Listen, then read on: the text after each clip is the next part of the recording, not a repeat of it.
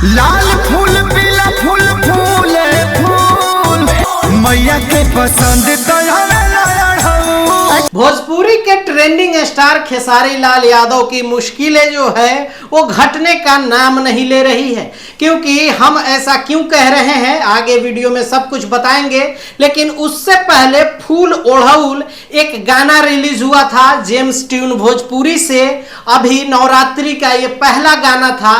कहा जा रहा था कि खेसारी लाल की जो पीछे प्रॉब्लम जो थी वो खत्म हो चुकी है, लेकिन उनकी प्रॉब्लम खत्म नहीं हुई। जैसे ही ये गाना रिलीज हुआ है जेम्स ट्यून भोजपुरी से, वो किसी ने स्ट्राइक मार के, और जैसा कि आप लोग सभी जानते ही हैं किसने मारा होगा, वो गाना डिलीट कर दिया गया है। यानी फूल ओढ़ौल जो इतना बेहतरीन इतना प्यारा गाना था, जो रिलीज होते ही लोगों का इतना प्यार मिला कि ट्रेंडिंग में गाना आने वाला था, और ट्रेंडिंग में दिखता जरूर ये गाना, क्योंकि इतना अच्छा इसका ऑडियो था और इतने अच्छे बेहतरीन तरीके से इस गाने को शूट किया गया था। बात तो सही है। अब आप लोग सोच रहे होंगे कि इतना खर्च करने के बाद ये गाना डिलीट कर दिया गया। ये गाने जो है ऑलरेडी रिलीज किया गया किसी और कंपनी से, क्योंकि जैसे हाई कोर्ट का जजमेंट आया था कि ये खेसारी लाल यादव सिर्फ और सिर्फ ग्लोबल म्यूजिक जंक्शन से गाना गा सकते हैं, उसी के कंपनी से गाना रिलीज हो सकता है, उसके अलावा किसी से रिलीज नहीं हो सकता। इससे पहले बिहार में ये जो गाना आया था बिहार में हो ही, ये गाना ऑलरेडी खेसारी लाल के चैनल से रिलीज हुआ था, और उसके जो डिजिटल है वो ग्लोबल म्यूजिक जंक्शन ही है, इसी वजह से वो गाना डिलीट नहीं हुआ। अच्छा, लेकिन अब जो आप लोग जानते हैं कि ये जैसे ये जेम्स ट्यून भोजपुरी से ये गाना रिलीज हुआ, वैसे ही स्ट्राइक मार के इस गाने को डिलीट कर दिया गया है। तो साला ये दुख का खत्म नहीं होता बे।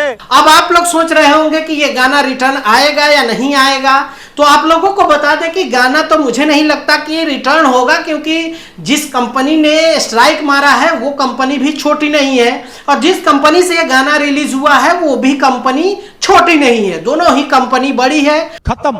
और दोनों ही कंपनी का अब जो है वो डिजिटल का खेल होगा, क्योंकि अब किसी ना तरह से ये प्लानिंग के तहत ये गाना रिलीज हुआ होगा, क्योंकि खेसारी लाल को पता था कि जैसे ही हमारा गाना किसी और कंपनी से रिलीज होगा, स्ट्राइक मार के डिलीट होगा, तो कहीं ना कहीं ये पूरी प्लानिंग के तहत गाना रिलीज किया गया है। क्योंकि हाई कोर्ट के जजमेंट का भी उल्लंघन है एक तरह से देखा जाए, क्योंकि अब इसके अलावा अब आगे क्या होगा, अब हाई कोर्ट हो सकता है global music junction high court में जाके या अपील कर सकता है, या फिर से रिपिटिशन कर सकता है कि जो खेसारी लाल यादव के ऊपर कहा गया था, कार्रवाई की गई थी कि ये किसी और कंपनी से नहीं गाएंगे, फिर भी ये कंपनी से गा रहे हैं, उनकी मुश्किलें और भी बढ़ सकती है। क्या बात कर रहे हैं? अब आगे क्या अपडेट होता है हम सब कुछ बताएंगे, क्योंकि ये सारी चीजें अब जो है ये कहीं ना कहीं ये कलेश का रूप लेता जा रहा है, विकराल रूप लेता जा रहा है। अब ये सिर्फ